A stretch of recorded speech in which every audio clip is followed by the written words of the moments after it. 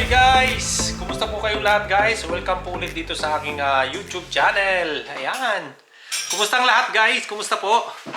Ayan po, salamat po ulit guys sa mga nanood at sumusuporta sa aking YouTube channel. Ayan po guys, so ngayon po guys ang ibabahagi sa inyo ay yung kung paano po kayo guys mabilis makapag-apply ng permanent residency dito sa Canada. Ayan, ayun yung mga paraan. Yung mga diskarte. Ayan. Diskarte guys. Parang magano lang. Diskarte ng babae. Ayan guys. So guys, ako guys, nandito ko ngayon sa loob ng bahay. Kakalabas ko lang ng galing ng trabaho. Ayan. Nandito rin ang aking misis guys. Ayan. So ako guys, nagtrabaho po ako simula noong 2019. Ayan. 2019 guys.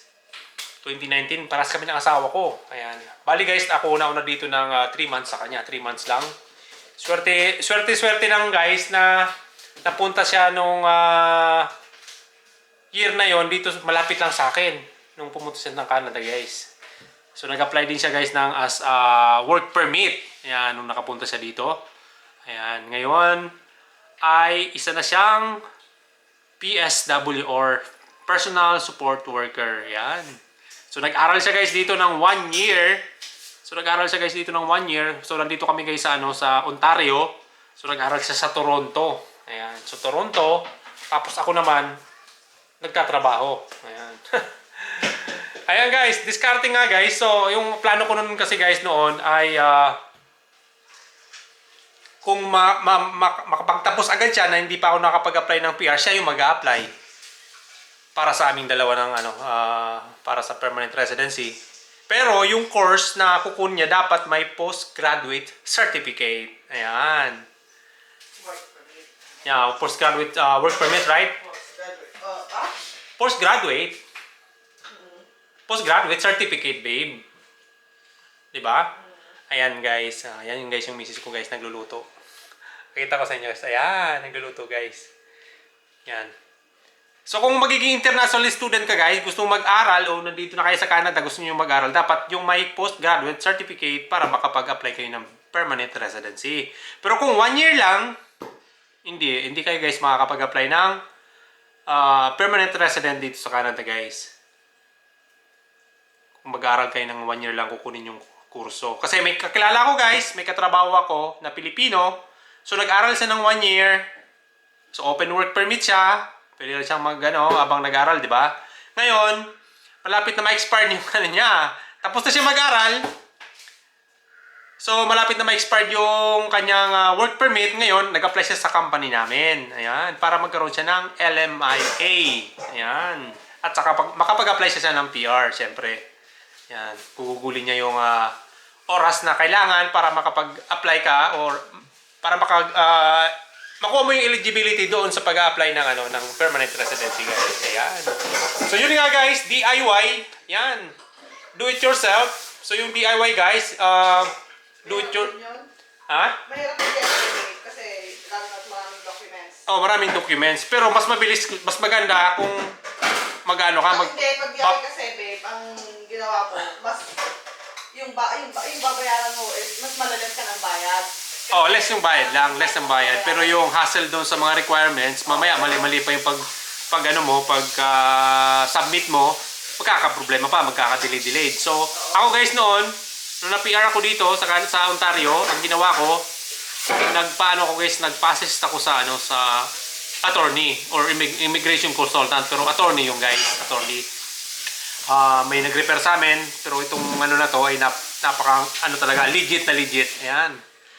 Nasa nasa Toronto, immigration officer consultant. Ayan. Pero attorney siya guys, attorney. Yeah. Attorney guys Ayan guys. So yan guys yung mga ginawa ko noon.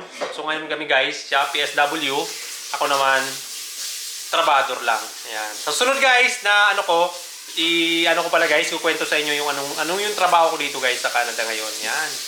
So dati guys, farm worker din ako. Pero ngayon guys, farm worker pa rin, pero medyo iba na yung tawag dito, yung level ba? Level. Ayan. Ayan. ano nga, sabi nga, di ba, work smart, don't work hard. Ayan, work smart. Parang ganun. Ganun guys. Siyempre, pag nagtrabaho ka dito guys sa Canada, alimbawa, nagtrabaho ka sa company, ano ba talaga guys yung ano mo, yung goal mo, yung goal? Long term ba or ano lang, short term goal lang? Yan. So, para sa akin guys, long term na, long term. Secure mo yung ano, yung permanent residente mo dito. Pag secure ka na, pwede ka nang maumat. Kasi guys, pag permanent ka na, yan, may freedom ka na.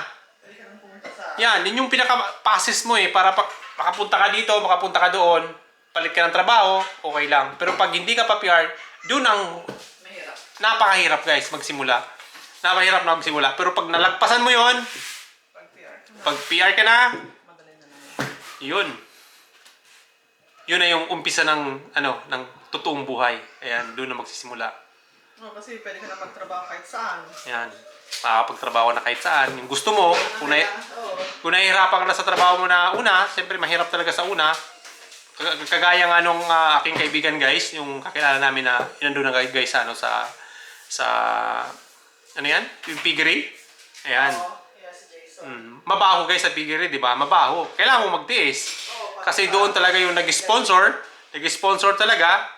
Saka, ano yun, agri. Kung baga guys, yung agri-pilot, ayan yung mga mabilis si PR. pathway.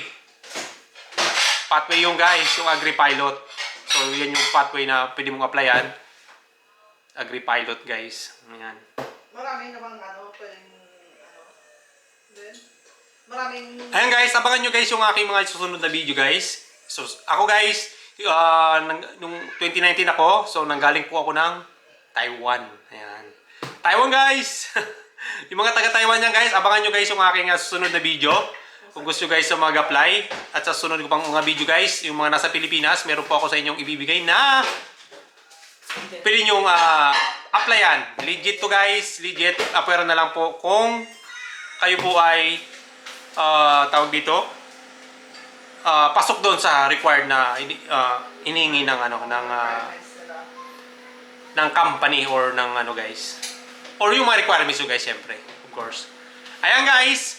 So maraming salamat guys ulit sa inyong pagtutok sa aking channel. Ayan, don't forget guys to subscribe.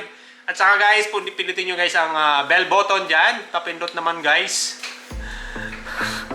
Papindot naman guys para sa aking mga susunod na video. Ayan.